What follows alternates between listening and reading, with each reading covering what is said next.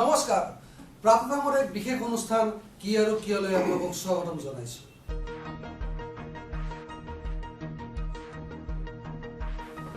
আজি আমি প্ৰাৰ্থনামৰ মজিয়াত আমি বিশেষকৈ চাৰিগৰাকী ব্যক্তিক আমন্ত্ৰণ জনাই আনিছো আৰু আজিৰ বিষয়বস্তু হ'ল চোৰাং গৰুৰ বেহা। বিশেষকৈ দক্ষিণ কামৰূপত এটা বাতৰিয়ে শিৰোনাম দখল কৰিছে, সেয়া হ'ল চোৰাং গৰুৰ বেহা।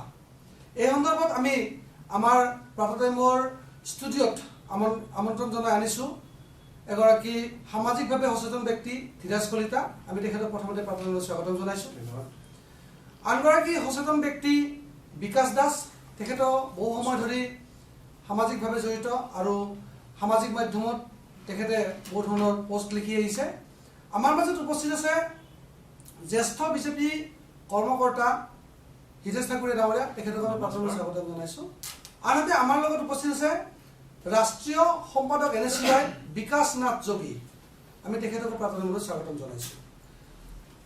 আপোনালোকে নিশ্চয় জ্ঞাত যে আমাৰ বৰ্তমানৰ মুখ্যমন্ত্ৰী ডক্টৰ হিমন্ত বিশ্ব শৰ্মা ডাঙৰীয়াই প্ৰথম কেবিনেটত যি গো সুৰক্ষা আইনখন বলবৎ কৰিছিল, কিন্তু কাৰ্যক্ষেত্ৰত সেই গো সুৰক্ষা আইনখন বলবৎ হৈছে নে নাই হোৱা, এইটো এটা ডাঙৰ ৰহস্য। কাৰণ কাগজে কলমে গো সুৰক্ষা আইনখন বলবৎ হ'লেও বাস্তৱ ক্ষেত্ৰত কিন্তু আমি দেখি আহিছোঁ যে গোধনৰ চোৰাং বেহা চলি আছে।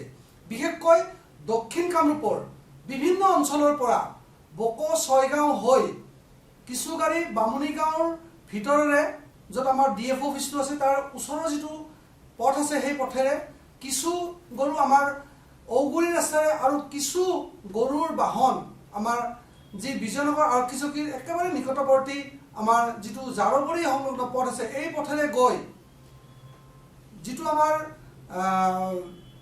বাগানৰ যিবিলাক ৰাস্তা আছে, জিমিৰি গাঁও হৈ সম্পূৰ্ণ মেঘালয়ত সোমায় আৰু মেঘালয়ৰ পথেৰে বাংলাদেশলৈ এই চোৰাং গৰু সৰবৰাহ হৈ আহিছে। এই ক্ষেত্ৰত আমি দেখি আহিছোঁ যে আমাৰ কিছু ব্যক্তিয়ে সামাজিক মাধ্যমত প্ৰবল ভূমিকা লৈ আহিছে। আমি পোনপ্ৰথমতে আমি ধীৰাজ কলিতাৰ ওচৰলৈ গৈছিলোঁ। তেওঁৰ পৰা আমি জানিব বিচাৰিম যে যি সময়ত অসমৰ মুখ্যমন্ত্ৰী ডক্টৰ হিমন্ত বিশ্ব শৰ্মা ডাঙৰীয়াই গো সুৰক্ষা আইনখন বলবৎ হোৱাৰ ক্ষেত্ৰত আগভাগ লৈছে বা কৈ আহিছে, এই সময়ত কিন্তু গো সুৰক্ষা আইনখন কিমান দূৰ সফল হৈছে, এই ক্ষেত্ৰত আপুনি কি ক'ব? হয়, নমস্কাৰ। আচলতে গো সুৰক্ষা বাহিনী 2021ত আমাৰ এই আইনখন নতুনকৈ কিছু সলনি কৰি পেলাই আইনখন প্ৰদান কৰিছিলে আৰু তাৰপিছত বিভিন্ন ধৰণৰ আমি ৰাজ্যত দেখিছিলোঁ যে গো সুৰক্ষা হয়তো এইবাৰ জনসাধাৰণৰ পক্ষত থাকিব, কিন্তু আমি দেখিলোঁ লাহে লাহে যে নাই, গো সুৰক্ষা আইনখন যিখন বনালে সেইখন আইন সবলভাৱে প্ৰয়োগ হোৱা নাই। আমি বৰ্তমান দেখিছোঁ যে বজাৰৰ গৰু বা আমাৰ গৃহস্থৰ গৰু, এই গৃহস্থৰ গৰু কিছুমানো চুৰ হয় আৰু বজাৰৰ পৰা কিছুমান গৰু আনে। এই গৰুবিলাক আকৌ অন্য ঠাইত বিক্ৰী কৰে, যাৰ ফলত এতিয়া আমাৰ গৃহস্থই গৰু পুহিবলৈ ভয় কৰিছে, গৰুৰ কোনো প্ৰটেকশ্যন নোহোৱা হৈছে। গতিকে অসম চৰকাৰে এই বিষয়টোত এটা নতুনকৈ সিদ্ধান্ত ল'ব লাগিব। আমি এইটো বিষয়ত আলোচনা কৰিম, কিন্তু বৰ্তমান যি আমাৰ দক্ষিণ কামৰূপত যি চোৰাং গৰুৰ এটা বেহা চলি আছে, এই বেহাটোৱে এটা বেয়া পৰিস্থিতিলৈ গতি কৰিছে। আমাৰ যুৱ সমাজ এই চোৰাং গৰু বেহাৰ কি বস্তু জানিবলৈ যেন মানে ইচ্ছুক হৈ আছে। সকলোৰে মুখে মুখে কথা যে গো চোৰাং, এই গো চোৰাং বেহাটোৱে আমাৰ সমাজখনক বিপথে পৰিচালিত কৰিবলৈ চেষ্টা কৰিছে। তো এই ক্ষেত্ৰত আমি আৰু এগৰাকী ব্যক্তিৰ ওচৰলৈ আহিম, এয়া হ'ল বিকাশ দাস। যিগৰাকী বিকাশ দাসে বিগত সময়ছোৱাত সামাজিক মাধ্যমতে হওক বা সংবাদ মাধ্যমতে বিভিন্ন সময়ত এই গৰু চোৰাং বেহাৰ সন্দৰ্ভত বিভিন্ন মত পোষণ কৰি আহিছে। আমি তেওঁৰ পৰা পোনে পোনে জানিব বিচাৰিম যে এই চোৰাং বেহাৰ সন্দৰ্ভত আপুনি কি তথ্য জনাব পাৰে? ধন্যবাদ। চাওক, বৰ্তমান দক্ষিণ কামৰূপত এটি চৰ্চিত বিষয় মানে গো চিণ্ডিকেট বা গৰুৰ অবাধ বেহা। এতিয়া কথাটো হ'ল, আজি ঘটনাটো আজিৰ নহয় বা দুদিনৰ নহয়, ঘটনা দীৰ্ঘদিন ধৰি চলি আহিছে বা আমি বিভিন্ন সময়ত সামাজিক মাধ্যমেই হওক বা বাতৰি কাকত যোগে ইলেক্ট্ৰনিক মিডিয়াৰ যোগে বিভিন্ন মাধ্যমত আমি মত প্ৰকাশ কৰি আহিছোঁ। দক্ষিণ কামৰূপত আপোনাক আপুনি ক'লে দক্ষিণ কামৰূপত যিহেতু উল্লেখ কৰিছে, দক্ষিণ কামৰূপত আপোনাৰ ছয়গাঁও, বকো, নগৰবেৰা, আপোনাৰ গৰৈমাৰী, চনতলি এইবিলাকত আপোনাৰ বজাৰ আপোনাৰ গৰৈমাৰীত বা চনতলি পিনত আছে। তেখেতসকলে কয় যে বজাৰৰ গৰু, বিভিন্নজনে মত প্ৰকাশ কৰিছে এইবিলাক বজাৰৰ পৰা অনা গৰু, কিন্তু অকল বজাৰৰ গৰু নহয়। আপুনি যদি চাই আমাৰ এই অঞ্চলত বিশেষকৈ হিন্দু প্ৰধান গাঁৱত গোহালিৰ পৰা গৰু নোহোৱা হৈ যায়। কোনে নহয়, হিন্দু মানুহেতো গৰু চুৰ নকৰে, গোহালিৰ পৰা গৰু চুৰ নকৰে। নিশ্চিতভাৱে এটা অন্য ধৰ্মাৱলম্বী মানুহে গৰুটো চুৰ কৰি আছে। সেই গৰু আপোনাৰ বজাৰত দোহাই দি চোৰাং গৰু আমাৰ হিন্দু মানুহৰ অলপ দিন আগতে মিৰ্জাৰ দাদা এজনে মোক হোৱাটছএপ যোগে মেছেজ কৰিছে যে আমাৰ ঘৰৰ পৰা আজি গৰুটো নোহোৱা হৈ আছে। আৰক্ষীক জনাইছো বা এনেকুৱা ধৰণৰ খবৰ আমি পায়ে থাকো। সেইবিলাক গৰু কি কৰে আপোনাৰ, আপুনি অলপ আগতে ক'লে বাবুনি গাঁও হয়, বাবুনি গাঁৱৰ ফৰেষ্ট অফিচৰ ফৰেষ্ট যিটো ডিএফঅ অফিচ আছে তাৰ চাইডেদি এটা ৰাস্তা আছে। বাবুনি গাঁও হয় আপোনাৰ ইপিনে আমাৰ লোহাৰ ঘাট কুলচি বাগান ওলাব পাৰি, আৰু ইপিনেদি আপোনাৰ ছয়গাঁও উগুৰি হৈ ওলাব পাৰি, বা কিছু সংখ্যক গৰু গাড়ী আমাৰ বাটৰহাট বিজয়নগৰ বাটৰহাট হৈ জাৰুবৰী ওলোৱা ৰাস্তাটো দি যায়। এতিয়া কথাটো হ'ল আমাৰ কোনোবা নথি পত্ৰ লৈ গৰুৱে বিজয়নগৰৰ পৰা মিৰ্জাত বুকত গৰু বিক্ৰী কৰিছে কিনা খেতিয়ক মানুহে কিনিছে আমাৰ ক'ব লগা নহয়, কিন্তু চোৰাং গৰু। আৰু অতি দুখজনক, যোৱা কিছুদিন আগত এটা ভিডিঅ' পাইছো আমি, মৰ্মাহত হৈছো এজন সনাতন সংস্কৃতিক বিশ্বাস কৰা হিন্দু হিচাপে গৰুবোৰক মুখত ভৰিত অতি আখৰিকভাৱে বান্ধি আপোনাৰ পাঞ্জাপা দি পেলাই এখন গাড়ীত যদি 10টা গৰু ধৰে তাতে 20টা গাড়ী ভৰাই আপোনাৰ মেঘালয় হৈ, যিহেতু জিমিৰ গাঁও বাগান হৈ আপোনাৰ জিমিৰ গাঁও অঞ্চল এটা মেঘালয় সীমাৱৰ্তী গাঁও, সেই অঞ্চলেদি আপোনাৰ মেঘালয় হৈ বাংলাদেশলৈ ৰপ্তানি হৈ আছে। আৰু ৰপ্তানি হৈ আছে কেনেকৈ ৰপ্তানি হ'ব পাৰিলে? নিশ্চিতভাৱে ইয়াত কোনো এটা ডাঙৰ নেক্সাছ থাকিব লাগিব, আৰু এই নেক্সাছটো আমি বিভিন্ন সময়ত সামাজিক মাধ্যমে হওক বা বিভিন্ন মাধ্যম যোগেদি চৰকাৰক দাবী জনাই আহিছো যে এই নেক্সাছটো অতি শীঘ্ৰে বন্ধ কৰক, আৰু কোন জড়িত আছে এই গৰুৰ অবৈধ ব্যৱহাৰ তেওঁলোকক অতি শীঘ্ৰে কৰায়ত্ব কৰি জেললৈ প্ৰেৰণ কৰক। এইখিনিতে মই বিকাশনাথ যোগীৰ ওচৰলৈ আহিম। যিহেতুকে অসমত বৰ্তমান মুখ্যমন্ত্ৰী যিগৰাকী আছে তেওঁৰ দায়িত্বত আছে গৃহ বিভাগ। গৃহ বিভাগৰ দায়িত্বত থকা মুখ্যমন্ত্ৰীৰ হাতত থকাৰ পিছতো গৃহ বিভাগে কি কাৰণত ব্যৰ্থ হৈছে মই জানিব বিচাৰিম তেওঁৰ পৰা, যে গো সুৰক্ষা আইনখন বনালে সঁচা মুখ্যমন্ত্ৰী ডাঙৰীয়াই, কিন্তু এই আইনখন ইমপ্লিমেণ্ট কৰাত তেওঁ ব্যৰ্থ হ'ব বুলি আপুনি অনুভৱ কৰে নেকি? অনুভৱটো ডেফিনেটলি কৰা যায়। এইটো বিষয়ৰ ওপৰত কথা কোৱাৰ আগতে মই প্ৰথমতে আপোনালোকৰ সংবাদ মাধ্যমেৰে মই অৱগত কৰিব বিচাৰিছোঁ যে অসমৰ মাননীয় মুখ্যমন্ত্ৰী হিমন্ত বিশ্ব শৰ্মা ডাঙৰীয়াৰ প্ৰথমটো 2021 নিৰ্বাচনৰ পিছত মুখ্যমন্ত্ৰী হিচাপে প্ৰথমটো বিধানসভাৰ অধিৱেশনত তেওঁলোকে গো সুৰক্ষা বিধেয়কখন তেওঁলোকে উত্থাপন কৰিছিলে, আৰু গো সুৰক্ষা বিধেয়কখন আইন হিচাপে তেওঁলোকে ৰূপায়ণ কৰিছিলে। এটা কথা হ'ল তেওঁলোকৰ ৰূপায়ণ কৰাৰ পাছত তেওঁলোকৰ পিছৰ পৰ্যায়বোৰ কেনেকুৱা ধৰণে কাৰ্যকৰী হৈছে তেওঁলোকে এইটোৰ ওপৰত গুৰুত্ব দিয়াটো দৰকাৰ আছিল। তেওঁলোকে কাগজে পত্ৰহে তেওঁলোকে এইখন বিধেয়কখন আনি তেওঁলোকে ৰূপায়ণ কৰিছিলে। এতিয়া কি আছে বিধেয়কখনত মই সেই বস্তুটো আপোনালোকৰ সংবাদ মাধ্যমৰ বিষয়ে আগত অকণমান ক'ব বিচাৰিছোঁ। যে তেওঁলোকে প্ৰথমতে কৈছে যে যধে মধে গো মাংস কটা বিক্ৰী আৰু সৰবৰাহ নিষিদ্ধ হ'ব। হিন্দু, জৈন, শিখ আৰু গো মাংস ভক্ষণ নকৰা লোকৰ এলেকা তথা মন্দিৰ সত্ৰৰ পৰা 5 কিলোমিটাৰ ব্যাসাৰ্ধৰ ভিতৰত গো মাংস বিক্ৰী কৰিব নোৱাৰিব। দ্বিতীয়তে চৰকাৰৰ অনুমতি অবিহনে অসমৰ মাজেৰে অন্য ৰাজ্যলৈ অসমৰ কোনো স্থানৰ পৰা গো মাংস কটাত আইনী বাধা নথকা অন্য ৰাজ্যলৈ গৰু সৰবৰাহ কৰিব নোৱাৰিব। চতুৰ্থতে এখন জিলাৰ ভিতৰত কৃষি কৰ্মত ব্যৱহাৰৰ বাবে গৰু সৰবৰাহ কৰাত বাধা নাথাকিব। আৰু পঞ্চমত আছিলে পঞ্জীয়নভুক্ত বজাৰৰ পৰা আন পঞ্জীয়নভুক্ত পশু বজাৰলৈ গোধন সৰবৰাহৰ বাধা নাথাকিব। এটা কথা হ'ল যি সময়ত আমি আজি বিষয়টো পলাশবাৰীক লৈ ইয়াতে উত্থাপন হৈছে, কিন্তু আমি যদি সমগ্ৰ অসমৰ প্ৰেক্ষাপটত চাবলৈ যাওঁ তেতিয়াহ'লে সমগ্ৰ অসমতে এইটো গড় যিটো চোৰাং বেহা, যিটো কেটেল স্মাগলাৰ এইটো চলি আহিছে, আৰু যাৰ নেতৃত্ব দিছে মই আৰক্ষী প্ৰশাসনক প্ৰথমতে মই দোষ দিব বিচাৰোঁ।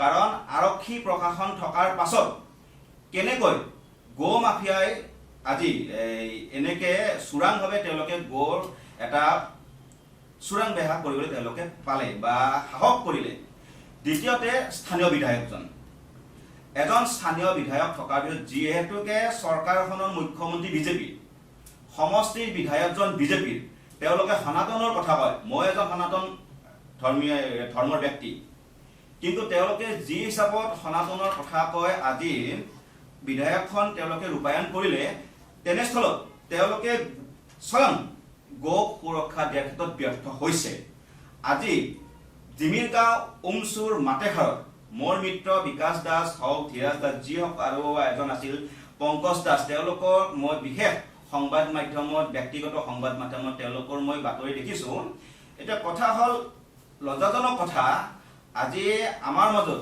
হিতেশ ঠাকুৰীয়া ডাঙৰীয়া বিজেপি হিচাপে প্ৰতিনিধিত্ব কৰিছে আজি মই তেওঁক আপোনালোকৰ মাধ্যমেৰে স্থানীয় বিধায়কজনক মই প্ৰশ্ন কৰিব বিচাৰিছোঁ যে যি সময়ত প্ৰথম বিধেয়কখন তেওঁলোকে বিধানসভাত উত্থাপন কৰিলে কৰাৰ পাছত স্থানীয় আৰক্ষী হওক বা আমাৰ এনেকুৱা ধৰণৰ যিবোৰ সংগঠন আছে আপোনালোকৰ দলৰে হওক তেওঁলোকে এই বিষয়টো মানে গো সুৰক্ষা দিয়াৰ ক্ষেত্ৰত তেওঁলোকে কেনেকুৱা ধৰণৰ কাৰ্যসূচী হাতত লৈছিলে প্ৰথমতে মই এইটো বিষয়ে জানিব বিচাৰিছোঁ হয় আমি পোনে আমি হিতেশ ঠাকুৰী ডাঙৰীয়াৰ ওচৰলৈ আহিছোঁ আপোনালৈ বিকাশ নাথ যোগী ডাঙৰীয়াই প্ৰশ্ন সুধিছে আপুনি কি ক'ব চাওক এইটো এনেকুৱা পৰিতাপৰ বিষয় আমিও অনুতপ্ত আজি মাননীয় মুখ্যমন্ত্ৰী মহোদয়ে যিটো আইন আনিলে আইনটোত আমাৰ যি আমাৰ সহযোগী কেইজন আছে মোৰ লগত যিটো জনসাধাৰণৰ যিটো অনুধাৱন যিটো পাব্লিক এতিয়া সজাগ হৈছে যিটো আইন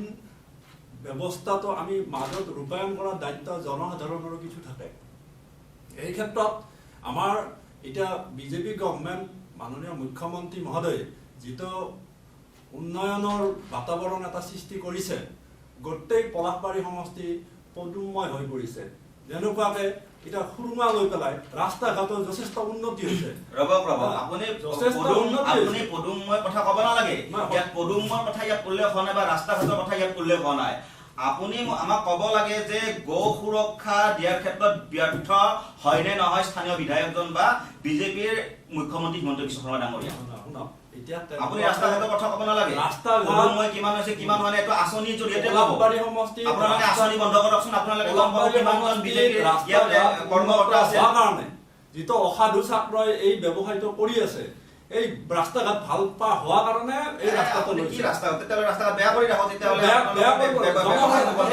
জনসাধাৰণ জড়িত হৈ আছে গৰু ব্যৱসায়ৰ লগততো জনসাধাৰণ জড়িত নাই জনসাধাৰণৰ কাৰণে ৰাস্তা ঘাট কৰিছে অসাধু চক্ৰই ৰাতি 2-3 বজাত যদি তেনেকুৱাকে লৈ যায় আৰু আমাৰ পুলিচ প্ৰশাসনক এলাৰ্ট কৰি দিয়া মাননীয় বিধায়ক মহোদয় যথেষ্ট শক্তিশালী ৰূপত এইটোত হেৰি কৰিব দৃষ্টি নিক্ষেপ কৰিছে মই যোৱাকালিও লগত আছিলোঁ তেওঁৰ যেনেকুৱাকে কাঢ়াকে আমাৰ অচি মহোদয়ক ফোন মাৰিছে যোৱাকালি যিটো ঘটনা হ'ল তাৰপিছত এটাও যেন এনেকুৱা ঘটনা পলাশবাৰীত নহয় সজাগ কৰিছে আৰু সতৰ্ক কৰিছে আজি 4 বছৰ কিয় লাগিল তেওঁ সতৰ্ক কৰাৰ কাৰণে 4 বছৰ নহয় আজি যদি তেওঁলোকে আজি সংবাদ মাধ্যমত যদি এই নিউজটো যদি নোলাল হয় জিমিৰগাঁও উমুৰগাঁও মাটেখাৰৰ যিবোৰ চোৰাং ব্যৱসায়ী তেওঁলোকে বাংলাদেশলৈ ৰপ্তানি কৰে যদি এই নিউজটো যদি প্ৰকাশ নহল হয় তেতিয়াহ'লে এনেকৈ আপোনালোকে ব্যৱসায় চলাই গ'ল হয় বহুবাৰ আমি সন্দেহ উপজিত যে স্থানীয় বিধায়ক হেমাংগ ঠাকুৰীয়াও ইয়াৰে এটা কমিশ্যন পায় বুলি কি ক'ব আপুনি আমি সন্দেহ কৰিব আমি বাধ্য হৈছো যে তেওঁ এজন সাহসীয় দলৰ বিধায়ক হয় তেওঁ ইয়াতে কোনো সনাতন ধৰ্মৰ মানুহে এনেকুৱা কমিশ্যন শব্দটো হবা নাপায় কিয় নাপাব খবৰ নাপায় কিয় নাপাব সনাতন ধৰ্মী লোকে যদি সনাতনৰ তেজ গাত আছে ডেফিনেটলি আছে আপোনালোকে আমাক চাৰ্টিফিকেট দিব নালাগে নহয় প্ৰভাৱ নকৰে আমাৰ গাত সনাতনী তেজ আছে নে নাই আপোনালোকে আমাক প্ৰমাণ কৰিব নালাগে কথা কৈছে এতিয়া আপোনালোকে আমাক প্ৰমাণ কৰিব নালাগে মিষ্টাৰ ঠাকুৰীয়া আজি কওক আপোনালোকে কওক যে আপোনালোকে ব্যৰ্থ হয় নে নহয় আপোনালোকে এইটো কওক আপোনালোকৰ চৰকাৰ থাকোতে আপোনালোকে আৰক্ষী প্ৰশাসনক কিয় আপোনালোকে বস্তুটো হেৰি কৰিব পৰা নাই আৰক্ষী প্ৰশাসন থকাৰ পিছত আজি কিয় এনেকে চোৰাংভাৱে গৌৰ বেহা চলি আছে না আজি চলি আছে কথাটো কওঁতে বহুত সহজ এইটো মেনেজমেণ্ট দায়িত্ব আৰু প্ৰশাসনৰ যিটো দায়িত্ব এইবিলাক মেনেজমেণ্ট কৰা ইমান সহজ নহয় যথেষ্ট পদক্ষেপ লৈছে বিধায়ক মহোদয়ে মাননীয় মুখ্যমন্ত্ৰী মহোদয়েও এই বিষয়ত সতৰ্ক নজৰ ৰাখি আছে পৰৱৰ্তী দিনত আপোনালোক জনসাধাৰণক ধন্যবাদ জনাইছো মিডিয়া সংগঠনবিলাকক ধন্যবাদ জনাইছো এনেকুৱা যে ঘটনা ঘটি আছে আমাক যে দৃষ্টিগোচৰ কৰিছে মই ধীৰাজ কলিতাৰ ওচৰলৈ আহিম। তেওঁ কিছু কথা ক'বলৈ ওলাইছে। হয়। যিহেতুকে বিগত সময়ছোৱাত যি গৰু চিণ্ডিকেট চলি আছে, বিশেষকৈ দক্ষিণ কামৰূপৰ মাজেৰে যি গৰু চিণ্ডিকেট চলি আছে, এই ক্ষেত্ৰত ধীৰাজ কলিতা ডাঙৰীয়াই এক গুৰুত্বপূৰ্ণ ভূমিকা গ্ৰহণ কৰি আহিছে, ৰাইজে দেখি আহিছে। মই ধীৰাজ কলিতাৰ পৰা কিছু কথা জানিবলৈ চেষ্টা কৰিম। চাওক, আমি ৰাজনীতিৰ কথা এইবিলাক বাৰু বেলেগ কথা। আমাৰ কথা হ'ল কি, এই গৌ চিণ্ডিকেট আমাৰ ইয়াতে বন্ধ হ'ব লাগিব, আৰু আমি এইটো বন্ধ কৰিমেই। আৰু এইটো আমি ছ'চিয়েল মিডিয়াত লিখি আছোঁ। এনেকুৱা নহয় যে অকল লিখি আছোঁ, আমি কামো কৰি আছোঁ। আমি নিজেই মাজে মাজে আমি পেট্ৰলিং কৰাৰ দৰে আমি কৰোঁ। কিন্তু আমি আৰক্ষী প্ৰশাসনৰ ওচৰতো গৈছিলোঁ। আৰক্ষী প্ৰশাসনৰ হাততো সেই কেটেল এক্টখনে মানে তেওঁলোকৰ মানে এটা ব্ৰাঝাৰ পাচিৰ সৃষ্টি কৰে। তেওঁলোকে একো কৰিব পৰা কোনো ব্যৱস্থা নাই বুলি কয়। আমি পলাশবাৰী আৰক্ষী গৈছিলোঁ, আমি ছয়গাঁও আৰক্ষীলৈ গৈছিলোঁ। মানে কি কৈছে, ব্যৱস্থা নাই বুলি কৈছে? নহয়, ব্যৱস্থা মানে যিখন কেটেল এক্ট আইন, সেই আইনখনৰ জৰিয়তে যিখিনি ব্যৱস্থা, এতিয়া প্ৰশাসনে যেতিয়া এখন চালান থাকিব বুলি ক'ব, পুলিচ প্ৰশাসনে চালান থকাৰ পিছত গাড়ীখন ধৰিব নোৱাৰে। কিন্তু আমি ভাবোঁ বজাৰৰ ক্ষেত্ৰতে অনুজ্ঞাপত্ৰৰ কথা কোৱা হৈছে। হয়, বজাৰৰ ক্ষেত্ৰতো আছে, আৰু বজাৰৰ ক্ষেত্ৰত আৰু তাত এটা খেলি মেলি সৃষ্টি আছে। এটা যথেষ্ট এটা ভয়ংকৰ এটা জালিয়াতি সংঘটিত হৈ থকা বুলি আমাৰ অনুভৱ হয়। কাৰণ চাওক, আমাৰ ছয়গাঁও, বোকো, কন্তলি, গৰিমাৰী আদিৰ পৰা বিভিন্ন গৰু আনি পেলাই, সৰু সৰু গাড়ীৰে আনি পেলাই, এই যে জিমিৰি গাঁও কোৱাৰ দৰে, বিকাশে কোৱাৰ দৰে জিমিৰি গাঁও, ওমচুৰ, এই ইয়াতে তাৰমানে গাড়ীখিনি তাত ৰাখাই পেলাই গৰু একগোট কৰে। আৰু বিভিন্ন ধৰণৰ চোৰাং গৰুও আমি তাত আনা বুলি আমাৰ তাত খবৰ আহে। কাৰণ বিভিন্ন গৃহস্থৰ গৰু চুৰ হয়, আৰু সেইদিনাখনে হয়তো তাত পঠাব পাৰে। আমি এইটো কনফাৰ্ম নহয়, কিন্তু আমি সন্দেহ কৰিব পাৰোঁ। আৰু তাত যেতিয়া মই কৈ লওঁ, তাত যোৱাৰ পিছত তাত আকৌ গাড়ীখন সলনি হয়। কাৰণ সেইখন গাড়ী, এখন গাড়ী চাওক, চালান এখন গাড়ীত এবাৰে ব্যৱহাৰ হ'ব, গাড়ী সলনি হ'ব নোৱাৰে। এখন চালানৰ গাড়ী সলনি হ'ব নোৱাৰে। কিন্তু আমি আশংকা কৰিছোঁ, আমি দেখা নাই। কাৰণ এখন যেতিয়া গাড়ী সলনি হ'ব, তাৰ লগে লগে এখন বেলেগ চালান দিব লাগিব। গাড়ী যদি সলনি হয়, বেলেগ চালান দিব লাগিব। কিন্তু সেই বস্তুখিনি কোনে পৰীক্ষণ কৰিব? ইতিমধ্যে মই অকণমান মাজত সোমাই লৈছোঁ। আমাৰ এগৰাকী সতীৰ্থই আমাক যিখিনি ইনফৰমেশ্যন দিছে, মই ভিডিঅ' ৰেকৰ্ডিং এটা শুনাম। হেল্ল'। এই আমাৰ মাজত উপস্থিত আছে আমাৰ প্ৰাতঃটাইমৰ এগৰাকী জ্যেষ্ঠ সাংবাদিক খৰ্গেশ্বৰ নাথ। আমি তেওঁৰ পৰা পোনে জানিব বিচাৰিম যে আপুনি যি সহযোগী তদন্ত কৰিলে গৰু সৰবৰাহৰ ক্ষেত্ৰত, যি দক্ষিণ কামৰূপৰ মাজেৰে গৰু সৰবৰাহ হৈ আছে, আপুনি কি তথ্য পাইছে আপুনি জনাওকচোন। আমি গোপন সূত্ৰৰ মতে আমি যি ছয়গাঁৱৰ পৰা উকিয়াম যোৱা পথত আমি খবৰ পাইছিলোঁ যে সেই পথেৰে গৰু সৰবৰাহ হৈ আছে, চোৰাং গৰু, মেঘালয় হৈ আপোনাৰ বাংলাদেশলৈ। আৰু সেই খবৰ ভিত্তিত আমি গৈ উপস্থিত হৈছিলোঁ সেই স্থানত। আমি পুৱা খুব 5:30 বজাত আমি উপস্থিত হৈছিলোঁ। আৰু আমি সেই সময়ত দেখা পাইছিলোঁ যে যি গৰু চিণ্ডিকেট মানে নতুন কৌশল অৱলম্বন কৰিছে, মানে ৰাতিপুৱা 5:30 বজাত। হয়, মানে তেখেতসকলে গৰু ব্যৱসায় যিহেতু গাড়ীৰে সৰবৰাহ কৰিব নোৱাৰে, তাৰ বাবে তেখেতসকলে নতুন কৌশল অৱলম্বন কৰিছে। যিসকল তাৰ লোকেল, যিসকল মানে গাঁৱলীয়া আছে, মানে ব্যক্তি আছে, তেখেতসকলক নিশাই এই গৰুসমূহ তেওঁলোকক যোগান ধৰে। গৰু মানে নিশা তেওঁলোকক সেই নিশাই গৰুসমূহ তেওঁলোকক যোগান ধৰে। তেওঁ এই যিসকল তাৰ বাসিন্দা আছে, স্থানীয় বাসিন্দা, তেখেতসকলে ৰাতিপুৱা 5 বজামানৰ পৰা তেখেতসকলে খোজকাঢ়ি এই গৰুসমূহ উকিয়াম নদীৰ পাৰলৈ লৈ যায়, মেঘালয় আৰু অসম সীমান্তলৈ। যাৰ বাবে মানুহে সচৰাচৰ ভাবে যে তেওঁলোকৰ পোহনীয়া গৰু বুলি ভাবে। আৰু সেনেদৰে তেওঁলোকে মেঘালয় পাৰ কৰিলে মেঘালয়ৰ ফালে যি সৰবৰাহৰ লগত জড়িত ব্যক্তি আছে গৰু চিণ্ডিকেটৰ লগত, তেখেতসকলে তাৰ পৰা গৰুসমূহ বাংলাদেশলৈ তেওঁলোকে প্ৰেৰণ কৰে। আৰু এই ক্ষেত্ৰত জড়িত হৈ আছে জনেক ফাৰুক নামৰ এজন ব্যৱসায়ী জড়িত হৈ থকা বুলি আমাক সেই যিসকল ব্যক্তি আছে জানিবলৈ দিছিলে। ফাৰুক আৰু প্ৰতিজন লোককে এটা গৰু নিয়াৰ বাবদ 1000 টকাকৈ দিয়া বুলি আমাক জানিবলৈ দিছিলে। 1000 টকা কৰি এটা গৰু পাৰ কৰা এটা মানে এজন মানুহক 1000-4-5টাকৈ গৰু তেওঁলোকে খেদি নিয়ে, প্ৰায় 100 পৰা 100 গৰু ডেইলি তাৰ পৰা সেনেকে খেদি নদীটো পাৰ কৰাই তেওঁলোকে মেঘালয়লৈ। এটা গৰু পাৰ কৰি দিয়াৰ বিনিময়ত কিমানকে দিয়ে বুলি আপোনালোকে গম পাইছে? এটা গৰু বুলি নহয়, এজনক 4 পৰা 5টা গৰু দিয়ে আৰু এজনক 1000 কৰি দিয়ে। যিহেতু তেওঁলোক খাতি খোৱা দুখীয়া শ্ৰেণীৰ লোক, 1000 টকাৰ বাবদ তেওঁলোকে 1 কিলোমিটাৰ মান পথ তেওঁলোকে পাৰ কৰি দিয়ে। সেইফালে মেঘালয় বৰ্ডাৰ পোৱাৰ লগে লগে তেওঁ চিণ্ডিকেটৰ লোকসকলে আহি বাংলাদেশলৈ প্ৰেৰণ কৰে। ঠিক আছে, ইয়াৰ পিছত আপুনি কিবা তথ্য থাকিলে আমাক জনাব। ইতিমধ্যে যি গৰু চিণ্ডিকেট চক্ৰ আছে তেওঁলোকে গৰু সৰবৰাহৰ ক্ষেত্ৰত তেওঁলোকে নতুন পদক্ষেপ লৈছে। তেওঁ জনোৱা মতে 6 গাঁও উকিয়া পথত যিটো পথ আছে, এই পথেৰে যিটো মেঘালয় বৰ্ডাৰ পাৰ কৰায়, সেই ওচৰৰ যিখিনি মানুহ আছে তেওঁলোকক প্ৰত্যেকটো গৰুৰ বিনিময়ত তেওঁলোকে 100 টকা কৰি দিয়ে। ৰাতি সৰু সৰু গাড়ীৰে গৰুবিলাক সেই অঞ্চললৈ লৈ যোৱা হয় আৰু ৰাতিপুৱা টাইমত একেবাৰে দুকমুকালিতে সেই স্থানীয় মানুহবিলাকক প্ৰত্যেকটো গৰুৰ মূল্য 100 টকা কৰি দি বৰ্ডাৰটো পাৰ কৰাই লৈ যোৱা। এতিয়া তেওঁলোকে নতুন নতুন পন্থা অৱলম্বন কৰিছে। যেতিয়াই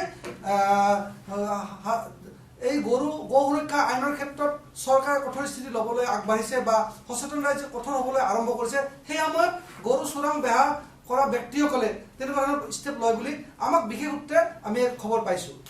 এই ক্ষেত্ৰত মই বিকাশ দাসৰ ওচৰত যাব বিচাৰিম, যিহেতুকে আপুনি বিভিন্ন সময়ত আপুনি এক ষ্ট্ৰং ভূমিকা লৈ আহিছে। এই যি গৰু চিণ্ডিকেট চক্ৰ, এই চক্ৰটোৰ লগত কৰ ব্যক্তি জড়িত আছে, কিবা আপোনাৰ হাতত তথ্য আছে নেকি? চাওক, ইমান ডাঙৰ এটা নেক্সাছ হৈ আছে, মই অলপ আগতে কৈ আহিছোঁ, মই আগতে ক'লোঁ এই নেক্সাছটোত স্থানীয় মানুহ জড়িত নাথাকিলে, হয়, স্থানীয় মানুহ যদি জড়িত নাই ইমান সহজ নহয়। ধীৰাজ দাই কোৱাৰ দৰে গৰুসমূহ বিভিন্ন ঠাইৰ পৰা আনে, 6 গাঁও বকো বা গৰৈমাৰী বিভিন্ন ঠাই, বজাৰ হওক বা চোৰাং গৰুই হওক, আমি চোৰাং বুলি শুনো, বা বজাৰৰ গৰু আনিলে আপোনাৰ চালান, যদি চালান থাকে, গৰৈমাৰী বজাৰৰ পৰা যোন জেগাত যায়, বাগানত যাব, বাগানলৈকে চালান থাকিব। এতিয়া বাগানৰ পৰাতো মেঘালয়লৈ যোৱাৰ কাৰণে কোনো ধৰণৰ চালান অসম চৰকাৰে মানে পঞ্জীয়ন দিয়া নাই বা পাৰ্মিশ্যন দিয়া নাই। কেনেকৈ সেইবিলাক গৰু আপোনাৰ মেঘালয়লৈ গৈ আছে, সেইটোহে আমাৰ প্ৰশ্ন। এতিয়া কোনোবাই বজাৰৰ পৰা গৰু খেতিৰ বাতিৰ কাৰণে নিছে, 6 গাঁৱৰ গৰু বকত নিছে, বকৰ গৰু মিৰ্জাত আনিছে, আমাৰ তাত প্ৰশ্ন নাই বা আমাৰ ক'ব লগাও নাই। কিন্তু মেঘালয়লৈ কেনেকৈ গৰু যাই আছে, মেঘালয় হৈ বাংলাদেশলৈ যে গৰু যাই আছে, তাৰ প্ৰতিহে আমাৰ প্ৰশ্ন, তাৰ প্ৰতিহে আমাৰ ক'ব লগা। স্থানীয় মানুহ যদি জড়িত নাথাকে বা স্থানীয় যদি কোনো ৰাজনৈতিক নেতা বা অৰাজনৈতিক নেতা যদি জড়িত নাথাকে, ইমান ডাঙৰ এটা নেক্সাছ কৰিব নোৱাৰে। আৰু মই এইখন মঞ্চৰ দ্বাৰাই অসমৰ মাননীয় মুখ্যমন্ত্ৰী মহোদয়ক মই এটি অনুৰোধ জনাব বিচাৰিছোঁ যে সেই অঞ্চলটোত ৰাভা আছাম এলেকা এটা বৃহৎ এটা অঞ্চল, আমাৰ পলাশবাৰীৰ অন্তৰ্গত মিৰ্জাত আমাৰ পলাশবাৰী থানা অৱস্থিত। পলাশবাৰীৰ পৰা ৰাভা আছাম এলেকালৈ এটা বৃহৎ ডিষ্টেঞ্চ, সেই বৃহৎ ডিষ্টেঞ্চ বা কোনো ধৰণৰ আৰক্ষী নথকাৰ সুযোগ লৈ, কোনো ধৰণৰ আৰক্ষী পহৰা নথকাৰ সুযোগ লৈ এনেকুৱা ধৰণৰ দুষ্ট চক্ৰই গৰুকে ধৰি, যিহেতু মেঘালয় সীমাৱৰ্তী গাঁও, জিমিৰ গাঁও আদি কৰি বিভিন্ন তাত মেঘালয় সীমাৱৰ্তী গাঁও আছে, গৰুকে ধৰি এনেকুৱা ধৰণৰ আপোনাৰ মদ, গাঞ্জা, ড্ৰাগছ, এনেকুৱা ধৰণৰ বিভিন্ন আপোনাৰ ইলিগেল সামগ্ৰী অসমত আমদানি ৰপ্তানি হৈ আছে। তো মুখ্যমন্ত্ৰী মহোদয় তথা আমাৰ আৰক্ষী সঞ্চালক প্ৰধান জে পি সিং ডাঙৰীয়াক মানে অনুৰোধ জনাইছোঁ যে তাত এটা আৰক্ষী পহৰা চকীৰ ব্যৱস্থা কৰি, মই বিভিন্ন সময়ত সামাজিক মাধ্যম যোগেও কৈ আহিছোঁ বা বিভিন্ন ইলেক্ট্ৰনিক মাধ্যম যোগেও কৈ আছোঁ যে তাত এটা অতিকৈ প্ৰয়োজন আৰু ৰাইজেও দাবী কৰে, দীৰ্ঘদিনীয়া দাবী এটা, তাত এটা আৰক্ষী চকী বা আৰক্ষী পহৰা চকীৰ দিয়ে যে। এইখিনিতে মই উল্লেখ কৰিব লাগিব যে বিভিন্ন সময়ত ৰাজনৈতিক নেতাৰ নাম উল্লেখ হৈ আহিছে, ৰাজনৈতিক নেতাৰ নাম ওলাই আছে। যি সময়ত অসমৰ মুখ্যমন্ত্ৰী ডক্টৰ হিমন্ত বিশ্ব শৰ্মাই প্ৰথম কেবিনেটত গো সুৰক্ষা আইনখনৰ কথা কৈছিলে, সেই সময়ত কিন্তু তেওঁৰ দলৰে এগৰাকী বিধায়ক সুশান্ত বৰগোহাঁইৰ এগৰাকী ঘনিষ্ঠ ব্যক্তি চত্ৰধৰ গগৈ 2022 চনত এটা বাতৰি পৰিৱেশত দিয়া হৈছিলে, শিৱসাগৰত তেওঁ চোৰাং গৰু কাৰবাৰৰ সৈতে জড়িত থকা তেওঁ কৰায়ত্ব হোৱা বুলি এটা বাতৰি প্ৰচাৰ হৈছিলে। এই ক্ষেত্ৰত মই পুনৰ হীৰেশ ঠাকুৰীয়াৰ ওচৰলৈ আহিছোঁ যে যি সময়ত অসমৰ মুখ্যমন্ত্ৰীগৰাকীয়ে গো সুৰক্ষাৰ কথা কৈ আছে, সেই সময়ত তেওঁৰ দলৰ বিধায়কৰ অতিকৈ ঘনিষ্ঠ ব্যক্তিয়ে গৰু চোৰাং ব্যৱসায়ৰ লগত জড়িত, এই ক্ষেত্ৰত আপুনি কি ক'ব? এইটো কথা নহয়।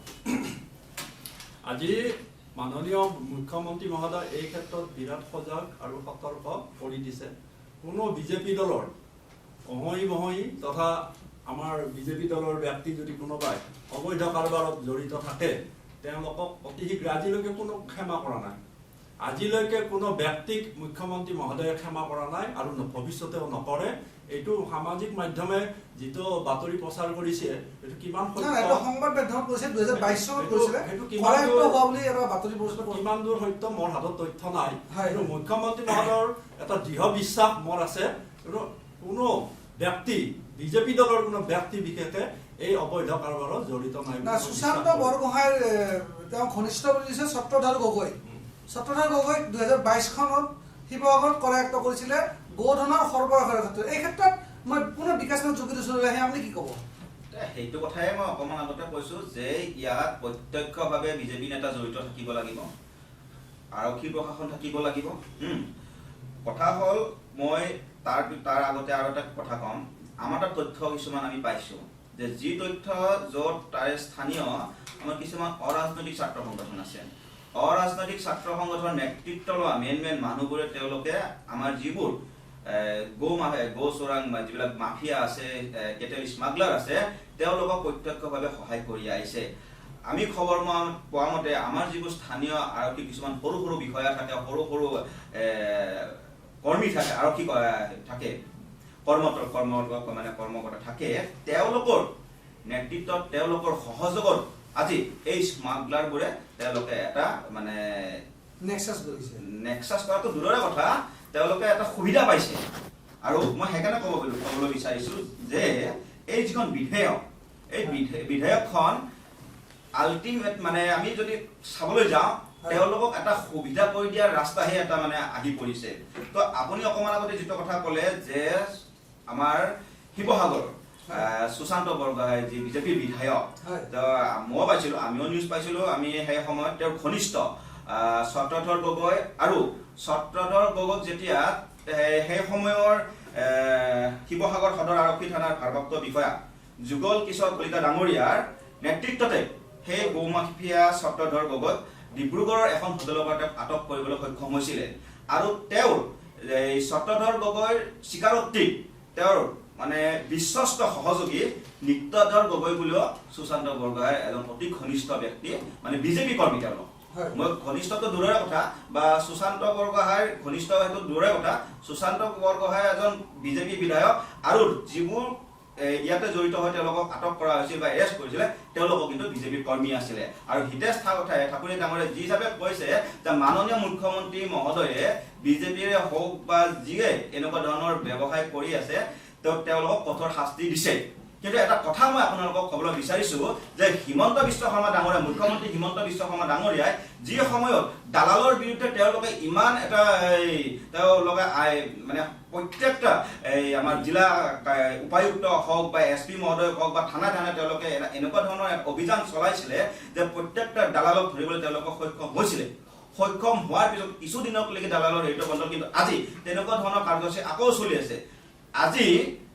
ড্ৰাগছৰ এটা সময়ত ড্ৰাগছৰ ক্ষেত্ৰতো হিমন্ত বিশ্ব শৰ্মা ডাঙৰীয়াই এটা এনেকুৱা অভিযান চলাইছিলে বহুত এনেকুৱা ধৰণৰ ড্ৰাগছ স্মাগলাৰ ধৰিছিলে কিন্তু সেইটোৱে এতিয়া বন্ধ হ'ল কিন্তু তেওঁলোকে যি সময়ত এই আইনখন গো সুৰক্ষা বিধেয়ক আইনখন তেওঁলোকে আনিলে কিন্তু আজিলৈ এনেকুৱা ধৰণৰ গো মাফিয়াৰ বিৰুদ্ধে হিমন্ত বিশ্ব শৰ্মা ডাঙৰীয়া মুখ্যমন্ত্ৰী হিমন্ত বিশ্ব শৰ্মা ডাঙৰীয়া কিয় সাহস হোৱা নাই যে এই স্মাগলাৰ বিৰুদ্ধে অভিযান কৰিবলৈ ইতিহাসৰ এইখনে সাহসী চৰকাৰ আমি সৰুৰ পৰা যিটো ডাঙৰ হৈছোঁ ইতিহাসৰ পাতত হিমন্ত বিশ্ব শৰ্মাৰ দৰে অতুলনীয় আৰু মুখ্যমন্ত্ৰী আৰু ইতিহাসৰ এইখন সাহসী চৰকাৰৰ দিনতে কিন্তু এনেকুৱা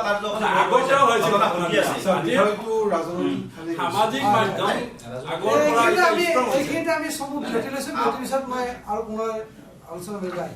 অসমৰ সংবাদ জগতখনৰ বাবে এক সুখবৰ নৰূপ নসাজেৰে প্ৰায় 30 বছৰীয়া অভিজ্ঞতা পুষ্ট সাপ্তাহিক কবচ পুনৰ এবাৰ ৰাজ্যৰ মাজলৈ স্বত্বাধিকাৰী প্ৰণীতা কলিতাৰ দ্বাৰা প্ৰকাশিত আৰু অমৰজ্যোতি প্ৰিণ্টাৰ্ছ গুৱাহাটী কমাৰ্চ কলেজৰ বিপৰীত ফালে মুদ্ৰিত আমাৰ ঠিকনা মুখ্য কাৰ্যালয় অসম ফৰেষ্ট স্কুল হৰি মন্দিৰ পথ গুৱাহাটী আৰু অস্থায়ী কাৰ্যালয় কলিতা মাৰ্কেট বিজয়নগৰ কামৰূপ অসম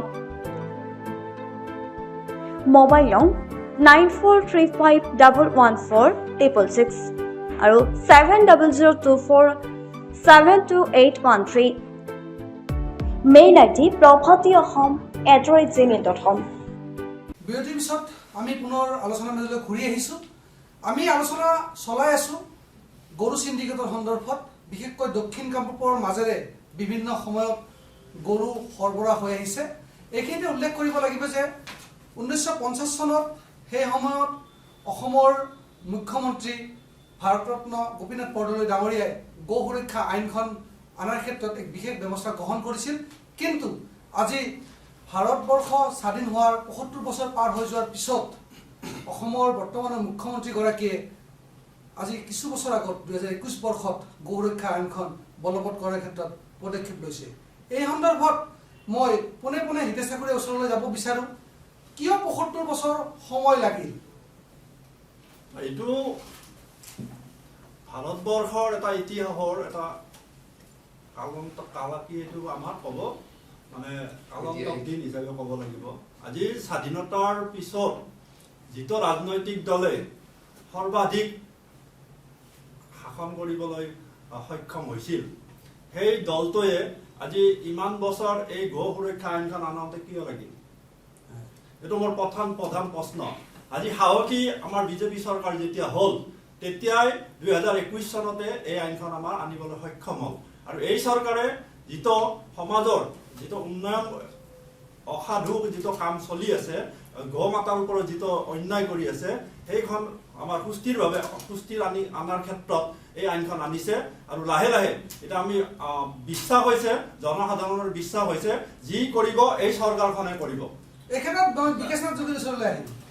চাওক, তেওঁ যিটো হিচাপত কৈছে যে বিজেপিয়ে সাহসী চৰকাৰখনে এতিয়া বা হিমন্ত বিশ্ব শৰ্মা নতুনকৈ মুখ্যমন্ত্ৰী হোৱাৰ লগে লগে তেওঁ এই আইনখন বিধেয়ক হিচাপে ৰূপায়ণ কৰিবলৈ সক্ষম হৈছে। এতিয়া কথা হ'ল, আপুনি প্ৰশ্ন কৰাৰ দৰে ৰাজ্যৰ প্ৰথমজন মুখ্যমন্ত্ৰী ভাৰতৰত্ন আমাৰ লোকপ্ৰিয় গোপীনাথ বৰদলৈ 1950 চনত যিখন আইন ৰূপায়ণ কৰিছিলে, আপুনি ৰূপায়ণ কৰা নাই বুলি ৰূপায়ণ কৰিছিলে, হয়তো বস্তুটো কাৰ্যকৰী বা বেছি হেৰি কৰা নাই। এতিয়া কথা হ'ল, হিমন্ত বিশ্ব শৰ্মা ডাঙৰীয়াও কংগ্ৰেছৰ 3টা কাৰ্যকালত মন্ত্ৰী আছিলে। যদিহে তেওঁ প্ৰকৃততে গো সুৰক্ষাক লৈ তেওঁলোক যি মাত বা বিধেয়ক আনিব লাগিছিলে, তেওঁ কংগ্ৰেছ চৰকাৰ থকাৰ সময়ত তেওঁ কিয় এই বস্তুটোৰ ক্ষেত্ৰত ব্যৱস্থা নললে? তেওঁতো মুখ্যমন্ত্ৰী আছে মই গম পাইছো, কিন্তু তেওঁ যদি আজি মই হিতেশ ঠাকুৰে ডাঙৰীয়াৰ কথাতে উত্তৰ দিছো, মুখ্যমন্ত্ৰী মহোদয়ে যিটো আমাৰ বৰ্তমানৰ মুখ্যমন্ত্ৰী মহোদয় যিটো পদক্ষেপ গ্ৰহণ কৰিছে, সেই পদক্ষেপটো কংগ্ৰেছৰ দিনত কৰিব পৰা নাছিলে। কংগ্ৰেছ দলে কৰিব পৰা নাছিলে বুলি আপুনি নকব। কিয় কংগ্ৰেছ দলে নাম ল'ব নাপায়?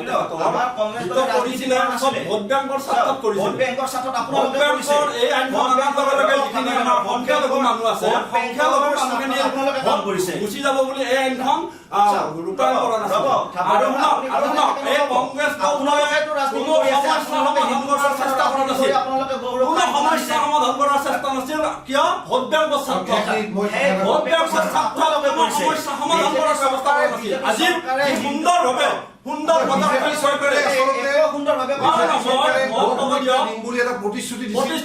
যাৰ পিছত এই আইনখন প্ৰণয়নৰ কাৰণে কিছু আগবাঢ়ি গৈছে আৰু ভৱিষ্যতে হয়তো কৰিব।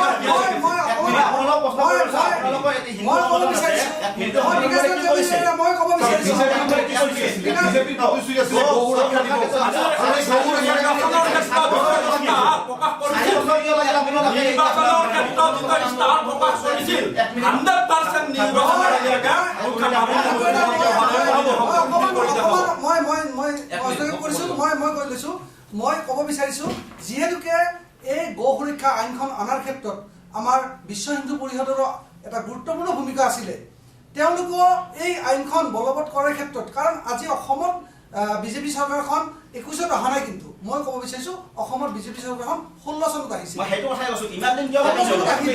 ক'ব বিচাৰিছো আনহাতে হিন্দুত্ববাদী যিখিনি সংগঠন আছে যাক আমি সন্মান জনাইছোঁ তেওঁলোকক আমি প্ৰশ্ন কৰিব বিচাৰিছোঁ যে আপোনালোকৰ এই গো সুৰক্ষা আইনখন অসমত বলবৎ কৰাৰ বাবে ৭৫ বছৰ কিয় লাগিল? মই পুনৰ আহিছোঁ এগৰাকী সচেতন নাগৰিক যেন মই বিকাশৰ ওচৰলৈ আহিছোঁ। চাওক, প্ৰথম কথা, মই কোনো হিন্দু সংগঠনৰ প্ৰতিনিধিত্ব কৰি ইয়াত নাই, গম পাইছোঁ। এক মিনিট, মই এজন সচেতন হিন্দু হিচাপে হয় ইয়াত আহিছোঁ, এজন সনাতন সংস্কৃতিক বিশ্বাস কৰা হিন্দু হিচাপে ইয়াত আহিছোঁ। আৰু বিকাশ নাথ ডাঙৰীয়াই কোৱাৰ দৰে ৭৫ বছৰ কংগ্ৰেছ চৰকাৰৰ কিয় লাগিল? আমি প্ৰথমতে মুখ্যমন্ত্ৰী হিমন্ত বিশ্ব শৰ্মাক আমি আদৰণি জনাইছোঁ এনেকুৱা পদক্ষেপ লোৱাৰ কাৰণে যে এখন গো সুৰক্ষা আইন বলবৎ কৰিছে বা গো হত্যাৰ ক্ষেত্ৰতে বিভিন্ন ধৰণৰ পদক্ষেপ লৈ আছে। মই যেতিয়া কলেজত পঢ়োঁ, তেখেতে মোক জানে আমি একেলগে এখন কলেজত পঢ়োঁ। মোৰ ওচৰতে হিন্দু গাঁৱৰ লগতে লাগি থাকে, এইখন হিন্দু গাঁও, ইয়াতে গৰু কাটি থাকে। আমাৰতো ধৰ্মীয় অনুভূতিত আঘাত লাগিছিল। এতিয়া বৰ্তমান এইখন চৰকাৰে আহি এইবিলাক গো হত্যাৰ ক্ষেত্ৰত বা বেশৰ্ধ ধৰি দিছে। হিন্দু প্ৰধান এলেকাৰ পৰা ইমান কিলোমিটাৰ বেশৰ্ধত আপোনালোকে গৰু কাটি জিকাতে ক'ব লগা নাই। কিন্তু সেইবিলাক কামটো আপুনি ৭৫ বছৰ কিয় লাগি কৰোঁতে? হিন্দুৰ কথা কংগ্ৰেছ চৰকাৰ ভাবিলে কাৰণে আজিৰ দিনত 1950 চনতে আজি এই ব্যৱসায়টো আইনখন ৰূপায়ণ কৰি থৈ দিছিলে। চাওক, মই কওঁ, এই ব্যৱসায়টো আজি যে অবৈধ গৰুৰ বেপাৰখন আজি 4 বছৰ 5 বছৰ নহয়, এই দীৰ্ঘদিন ধৰি ৭৫ বছৰ স্বাধীনতাৰ ৭৫ বছৰ ধৰি চলি আছে। সেইকাৰণে ইমান বহলিব পাৰিছে। যদি তেতিয়াৰ পৰাই পদক্ষেপ ল'লে হয়, আজি অন্তত এনেকুৱা মানে নহ'ল। মই তেখেতক দোষ দিব খোজা নাই।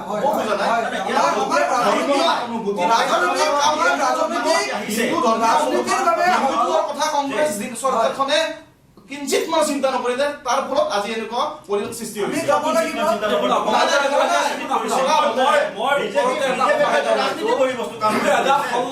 যেতিয়া আমাৰ প্ৰথম বিজেপি গভৰ্ণমেণ্ট আহিল, তাৰপিছত আমাৰতো সংখ্যাগৰিষ্ঠতা লাগিব। সদনত এখন আইন পাছ কৰাৰ লগে লগে সংখ্যাগৰিষ্ঠতা জিকিব লাগিব ভোটত। তাৰপিছত তেতিয়া নহ'ল, আমাৰ চিন্তা চৰ্চা আইন প্ৰণয়ন কৰি ৰেডি কৰি ৰাখিছে। যেতিয়া দ্বিতীয়বাৰ আমাৰ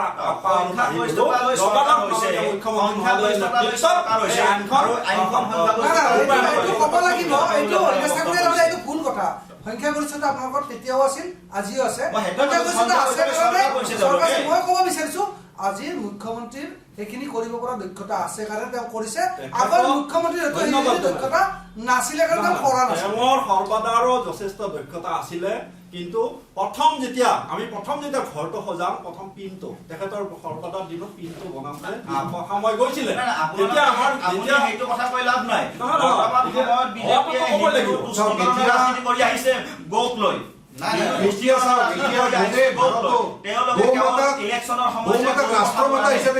দাবী উঠিছে।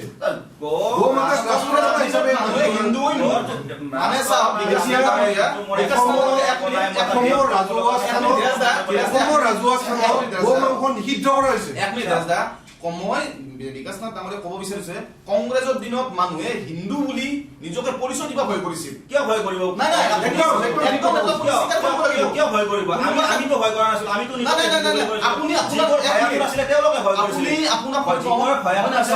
ৰাজনৈতিক কথা পতাত যাব বিচৰা নাই। আপোনাক মই আপোনাৰ ৰাজনৈতিক মই মানে দোষাৰোপ কৰা নাই। আপুনি কওক, বৰ্তমান কংগ্ৰেছ দলটোত অসমতে কওক কিমানজন হিন্দু নেতা আছে? কওক কিমানজন আছে? হিন্দুৰ বাবে মাত মতা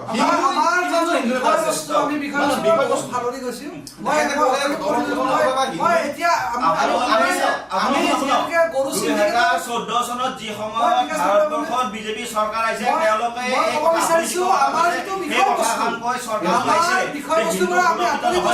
কিন্তু আজি 2014 চনৰ পৰা বিজেপিত কেন্দ্ৰত হওক বা 2016 পৰা অসমত হিন্দু বিজেপি চৰকাৰ আছে। তো তেনেস্থলত আপোনালোকে কিয় ক'ব বিচাৰে যে হিন্দু সুৰক্ষিত নহয় বুলি?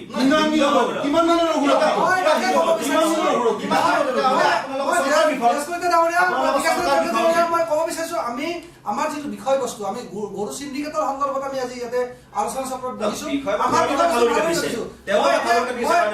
মই পুনৰাই মই ধীৰেজকলিতাৰ ওচৰলৈ আহিছো। যিহেতুকে আমি দেখিছো সামাজিক মাধ্যমত বিশেষকৈ আপুনি কিছু ব্যক্তিৰ নাম উল্লেখ কৰিছে, যিবিলাক ব্যক্তিয়ে গৰু চিণ্ডিকেট চক্ৰৰ লগত জড়িত। এই ক্ষেত্ৰত আপুনি কিবা ক'ব নেকি? বা আপুনি বৰ্তমানৰ বিধায়কগৰাকীৰ লগত অলপ চা চিনাকিটো আপোনাৰ বেছি বুলি চৰ্চাত আমাৰ সামাজিক মাধ্যমত চৰ্চাত, আপুনি এই সন্দৰ্ভত বিধায়কগৰাকীৰ লগত কিবা যোগাযোগ কৰিছিলে নেকি? চাওক, প্ৰথম কথা, আজি চৰকাৰে এখন আইন প্ৰণয়ন কৰিছে। হয়, আৰু প্ৰশাসনেও অনবৰতে সেই আইনখনকে বাহাল কৰি থাকিবলৈ কোনো ধৰণৰ এনেকুৱা এক্সট্ৰা মানে মেন পাৱাৰ দিয়া নাই। গতিকে এই ক্ষেত্ৰত আমি ৰাইজ সজাগ হ'ব লাগিব, ৰাইজ সচেতন হ'ব লাগিব। অকল মই বা 4জনে 5জনে মাতি থাকিলে নহ'ব। এই গৰু যি গাড়ী গৈছে ৰাইজেও এই ক্ষেত্ৰত আমি এই গাড়ীটো অৱৰোধ কৰি আমি তাৰ কাগজ পৰীক্ষণ কৰিব লাগিব। ৰাইজক সচেতন কৰাৰ কাৰণে চৰকাৰৰ পদক্ষেপ থাকিব লাগিব ন? চৰকাৰে এই ক্ষেত্ৰত পদক্ষেপ ল'ব লাগিব। চৰকাৰে যিমানখিনি কৰিব লাগে সেইখিনি কৰা নাই। বিকাশনাথ তুমি ঠিকে কৈছা, চৰকাৰে আৰু পদক্ষেপ ল'ব লাগিব আৰু হয়তো আইনখনৰ 2-এটা শুধৰণি প্ৰস্তাৱ কৰি পেলাই নতুনকৈ আইনখন প্ৰণয়ন কৰিব লাগিব, নতুনকৈ এটা প্ৰশাসন যন্ত্ৰ তৈয়াৰ কৰিব লাগিব। তেতিয়াহে আমি এই আইনখনৰ ফল পাম। মই আপোনাৰ জানিব বিচাৰিছো যে যিহেতুকে আপুনি বিগত সময়ছোৱাত সামাজিক মাধ্যমত যথেষ্ট সবল ভূমিকা লৈ আহিছে, আপোনাৰ হাতত কিবা এনেকুৱা তথ্য আছে নেকি যে এই চিণ্ডিকেট চক্ৰটোৰ লগত য'ত আমি দৃষ্টিগোচৰ কৰিব পাৰোঁ, প্ৰশাসনৰ লগতে আমাৰ মুখ্যমন্ত্ৰীৰ লগত আমি দৃষ্টিগোচৰ কৰিব পাৰোঁ, এনেকুৱা কোনোবা ব্যক্তিৰ নাম আপুনি উল্লেখ কৰিব পৰা অৱস্থাত আছে নেকি?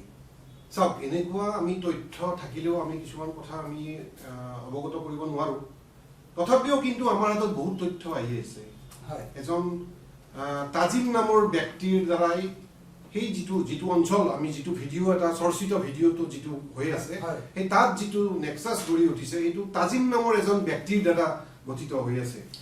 আৰু ইয়াত বিভিন্ন ধৰণৰ মই গোটেইখিনি নাম ইয়াত প্ৰকাশ কৰিবলৈ অলপ দিগদাৰ পাইছোঁ, কাৰণ মোৰ হাতত এনেকুৱা নহয় যে গোটেই তথ্য আছে। কিন্তু আমালৈ অহা খবৰ মতে বাগানৰ কিছু লোক আছে, কলঘৰৰ কিছু লোক আছে, নতুন চিমনা বুলি এই নতুন চিমনাত গৰুখিনি তাত ৰখোৱা হয়। সেই নতুন চিমনা অঞ্চলটো এটা সংখ্যালঘু প্ৰধান অঞ্চল।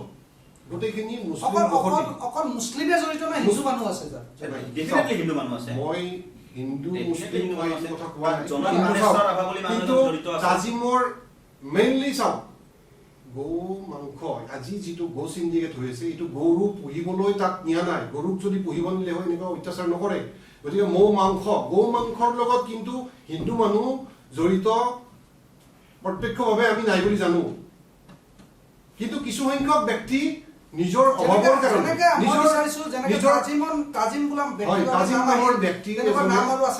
তেনেকুৱা ধৰণৰ নাম মোৰ তাত আছে, বহুতখিনি আছে। আৰু 2-এজন ব্যক্তি আমাৰ কিছু সংখ্যক ব্যক্তিয়ে সহযোগ কৰি আছে। তেওঁলোকে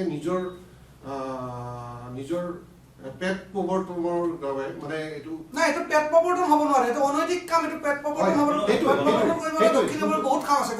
গতিকে আমি প্ৰশাসনক বিচাৰিছো, যদি প্ৰশাসনে বিচাৰে আমি এইসকল নাম দি পেলাই অকল তাজিমৰ কথা নহয়, এনেকুৱা কিবা আৰু নাম আপুনি ক'ব পৰা আছে যে আমি বিচাৰিছো? নাই, চাওক, মই সেইটোৱে কৈছো, এজন তাজিম নামৰ ব্যক্তি আৰু এনেকুৱা ধৰণৰ তাৰে ওচৰ পাজৰৰ ব্যক্তিয়ে এই ক্ষেত্ৰত জড়িত। আৰু আমালৈ এতিয়া যিখিনি খবৰ আছে আমি সেইখিনিয়ে পাইছোঁ। ইয়াতকৈ আৰু আমি বেছি মই পুনৰ এবাৰ বিকাশ দাসৰ ওচৰলৈ আহিছোঁ।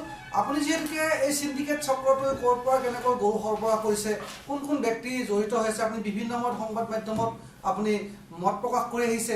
আপোনাৰ এনেকুৱা কিবা তথ্য আছে নেকি যে এনেকুৱা ব্যক্তিৰ নাম ল'ব পাৰে নেকি? চাওক, ধীৰাজদাই কোৱাৰ দৰে বিভিন্ন সময়ত মত প্ৰকাশ কৰিছোঁ, বা আমি তাৰে ৰাইজৰ লগত যিহেতু এটা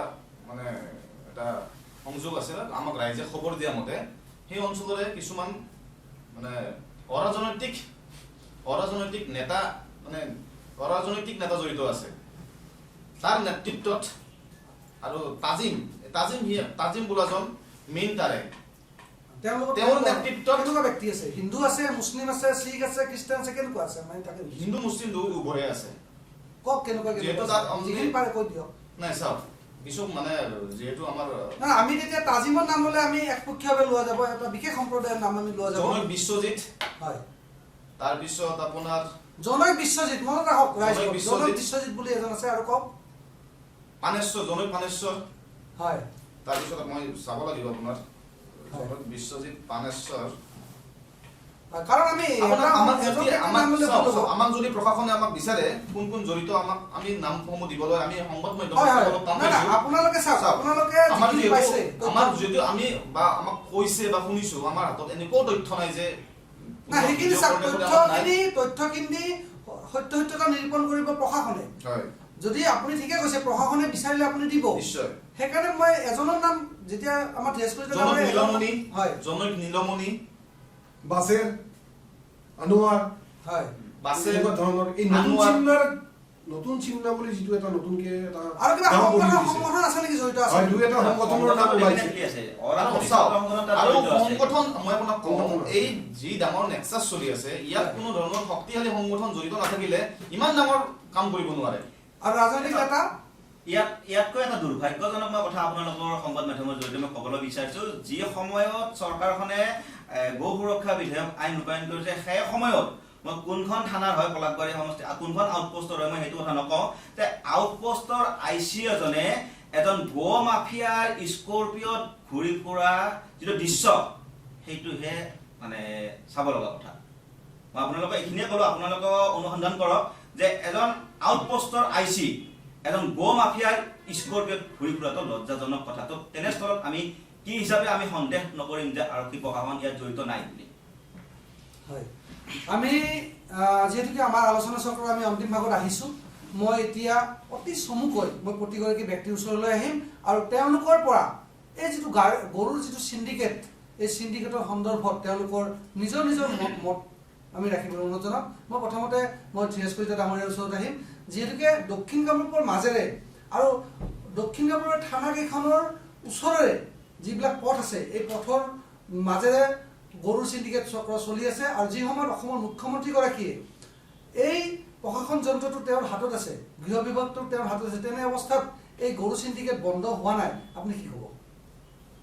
হয় গৰু চিণ্ডিকেটটো বন্ধ হোৱা নাই, আমিতো সেইকাৰণে আজি ইয়াতে আমি উপস্থিত হৈছোঁ।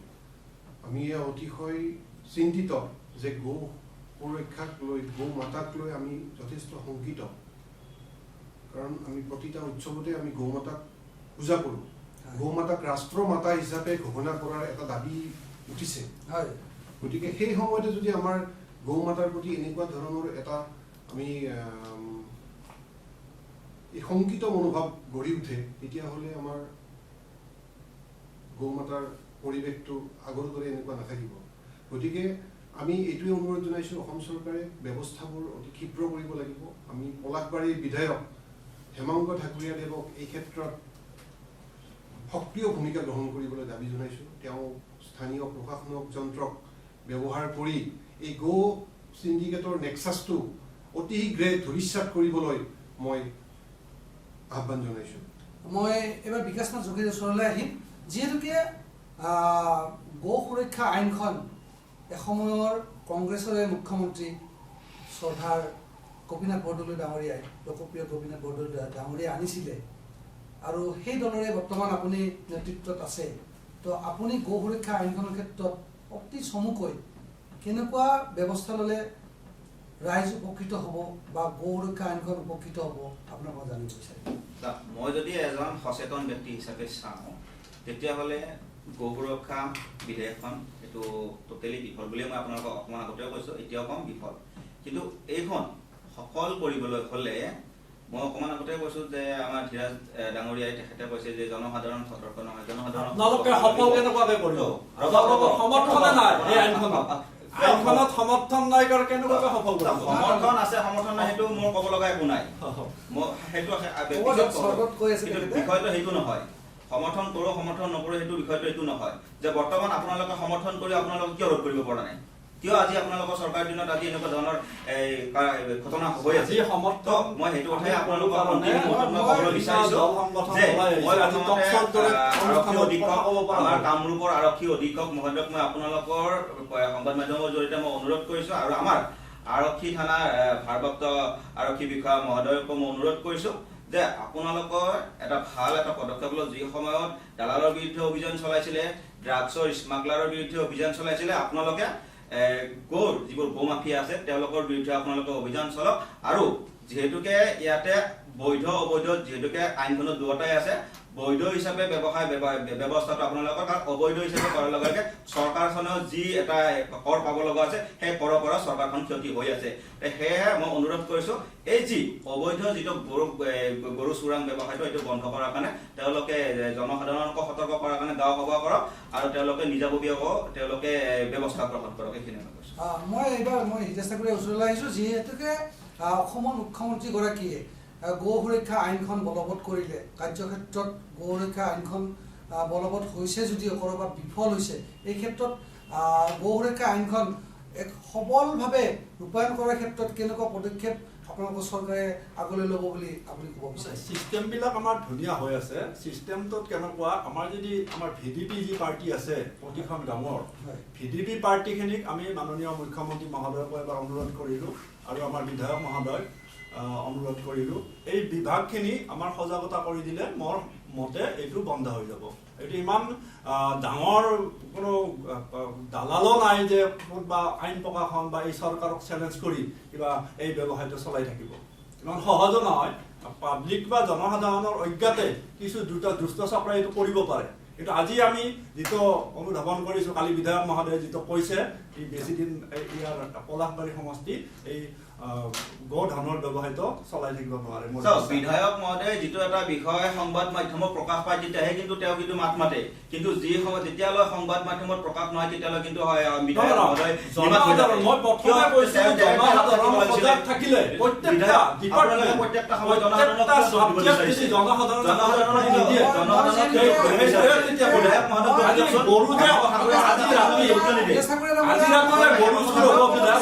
আগতীয়া তথ্য লাগিব। মই সেয়ে অনুৰোধ জনাইছোঁ, আমাৰ আৰু এগৰাকী বক্তা আছে বিকাশ দাস ডাঙৰীয়া। মই তেখেত এগৰাকী সচেতন নাগৰিক, বহু সময় ধৰি তেখেতে এই গো চিণ্ডিকেট চক্ৰৰ বিৰুদ্ধে মাত মাতি আহিছে। মই তেখেতৰ পৰা অতি চমুকৈ জানিব বিচাৰিম যে আমাৰ যি আইনখন, এই আইনখন সঠিকভাৱে আৰু ৰূপায়ণ কৰিবলৈ কেনেকুৱা পদক্ষেপ ল'লে ফলপ্ৰসূ হ'ব বুলি ভাবে? ধন্যবাদ। প্ৰথমতে মই প্ৰাত টাইমক এই স্পৰ্শ বা কাটৰ বিষয়টোক মাত মাতাৰ সুযোগ দিয়াৰ কাৰণে ধন্যবাদ জনাইছোঁ। চাওক, সমস্যা হৈছে কিন্তু তাৰ সমাধান লাগিব। আমি ইয়াতে কংগ্ৰেছৰো প্ৰতিনিধি আছে বা শাসকীয় বিজেপিৰো প্ৰতিনিধি আছে, আৰু আমি ইয়াতে গোটেইকেইজনেই আমাৰ সনাতনী সংস্কৃতিক বিশ্বাস কৰা হিন্দু। এতিয়া চাওক, এইবিলাক যে হৈ আছে, গৰু বন্ধ হ'ব লাগে, চোৰাং গৰু বন্ধ হ'ব লাগে, এইটোতো ময়ো ব্যক্তিগতভাৱে একো ঠিকা লৈ থকা নাই যে হিন্দু সুৰক্ষাৰ দায়িত্বটো ময়ে অকলে ল'ম। আমিতো চবেই হিন্দু। আমি যদি সজাগ হওঁ, মোৰ গাঁওখনেদি যদি চোৰাং গৰু যাওঁতে যদি পুলিচক খবৰ দিওঁ, ছাৰ বা দাদা মই গৰু ধৰিছোঁ, আপোনালোকে আহক। চাওক, আইন হৈছে, ৰূপায়ণো হৈছে, কিন্তু সহযোগ আমি প্ৰশাসনক আমিও কৰিব, আমাৰো দায়িত্ব আছে। অকল চৰকাৰ বা প্ৰশাসনক দায়িত্ব দিলে নহ'ব। আজি এই এটা স্পৰ্শকাতৰ বিষয় আমি সামাজিক মাধ্যমত, বিভিন্ন মাধ্যমত মাত মাতি থাকোঁ কাৰণে আজি পোহৰলৈ আহিছে। আমি যদি এনেকৈ মাত মাতি থাকোঁ বা আমি পদক্ষেপ আমি নিজেই লওঁ, গাঁওখনত যদি মই গাড়ী যাব নিদিওঁ, লগালগ পুলিচক খবৰ দিওঁ, তেতিয়া আমি নিশ্চয় সমাধান এটা অলপ হ'লেও সমাধান হ'ব। গোটেই 100% সমাধান নহ'লেও 10% হ'লেওতো সমাধান হ'ব। তো সজাগ মানুহৰ মেইন কথাটো সজাগ আৰু সচেতন। আজি এটা পৰিৱেশ সৃষ্টি হৈছে যে দক্ষিণ কামৰূপত অবৈধ গৰু বেহা, এটা পৰিৱেশ, মানুহ অলপ হ'লেও সজাগ সচেতন হৈছে। গৰু যে গাঁৱত চুৰ হৈছে, মানুহ এই বেতৰিৰ দ্বাৰাই অলপ সজাগ হৈছে। মানে আমাৰ গৰুবিলাক বাংলাদেশ গৈ আছে। এনেকৈ আমাৰ চবৰে দায়িত্ব আছে। ৰাজনৈতিক মতাদৰ্শ বেলেগ হ'ব পাৰে, কোনোবাই কংগ্ৰেছ কৰিব, কোনোবাই বিজেপি কৰিব, কিন্তু সমাজখন লাগিব, আমাৰ গৰুকেইটা লাগিব, আমি খেতি কৰিব লাগিব। এইখিনিয়ে মোৰ ক'ব লগা। বাকী সমস্যা হৈছে সমাধান বিচাৰোঁ, আৰু মুখ্যমন্ত্ৰী মহোদয়ক আৰু মোৰ স্থানীয় বিধায়ক মহোদয়কো মই কৰজোৰে অনুৰোধ জনাইছোঁ, এই বৃহৎ যি গো চিণ্ডিকেট বা গৌৰ অবৈধ বেহা চলি আছে, ইয়াৰ ওপৰত এটা বিভাগীয় তদন্ত দি গৃহ বিভাগৰ পৰা কোন কোন জড়িত আছে তেখেতসকলক অতি শীঘ্ৰে কৰায়ত্ব কৰি জেল হাজতলৈ প্ৰেৰণ কৰে যেন। হয়, এইখিনি আছিল আজিৰ আমাৰ যি আলোচনা চক্ৰৰ মুখ্য বিষয়বস্তু, গো চিণ্ডিকেট। এই ক্ষেত্ৰত মই ক'ব বিচাৰিছোঁ, যিহেতুকে গৃহ বিভাগৰ দায়িত্বত আমাৰ মুখ্যমন্ত্ৰী ডক্টৰ হিমন্ত বিশ্ব শৰ্মা ডাঙৰীয়া আছে, মই তেখেতক অৱগত কৰিব বিচাৰিছোঁ যে অকল থানাখনৰ মুৰব্বীকেইজনক সাল সলনি কৰিলে এই সমস্যাটো শেষ নহয়। আমি এগৰাকী ৰিপৰ্টাৰ হিচাপে গ্ৰাউণ্ড জিৰ' ৰিপৰ্ট আমাৰ হাতত যিখিনি আহিছে, এই চক্ৰটো চলোৱাৰ ক্ষেত্ৰত কিছু তলৰ কৰ্মচাৰী সম্পূৰ্ণৰূপে জড়িত। তেওঁলোকে এই চিণ্ডিকেট চক্ৰৰ লগত অহৰহভাৱে যোগাযোগ কৰে, আৰু এই খবৰবিলাক পুলিচ কেতিয়া গৈছে কেতিয়া যোৱা নাই, এইবিলাক খবৰ এই চিণ্ডিকেট চক্ৰক যোগান ধৰিছে কিছু কিছু টকাৰ বিনিময়ত। সেই অনুৰোধ জনাইছোঁ, বৰমূৰীয়াজনক নহয়, একেবাৰে তলৰ পৰা কৰিলে সকলোকে ট্ৰেন্সফাৰ কৰিব লাগে। এটা পুলিচ পইণ্টতে বহু বছৰ ধৰি তেওঁলোকে থকা আমি দেখিবলৈ পাই আহিছোঁ। এই ক্ষেত্ৰত ক'ব লাগিব যে গৌ সুৰক্ষা আইনখন কাগজে পত্ৰই কৰি ৰাখিলে নহ'ব, এইখন কাৰ্যক্ষেত্ৰত কৰিব লাগিলে আমি ৰাইজো সচেতন হ'ব লাগিব, আমি সংবাদ মহলো সচেতন হ'ব লাগিব, আমি সংগঠনসমূহ সচেতন হ'ব লাগিব। সেই অনুৰোধ জনাইছোঁ যে আগন্তুক সময়ছোৱাত দক্ষিণ কামৰূপৰ মাজেৰে যি গৰু চোৰাংভাৱে সৰবৰাহ হৈ আহিছে বাংলাদেশলৈ, এই গৰু চোৰাং কাৰবাৰ বন্ধ কৰাৰ ক্ষেত্ৰত আমি সকলো সজাগ হৈ ওলাই আহিব লাগিব। আৰু এইখিনি কৈয়ে মই প্ৰাৰ্থনাৰ পৰা মেলানি ৰাখিছোঁ আৰু আটাইলৈ পুনৰ এবাৰ ধন্যবাদ জনাই আজিলৈ ইমানতে সামৰণি মাৰিলোঁ।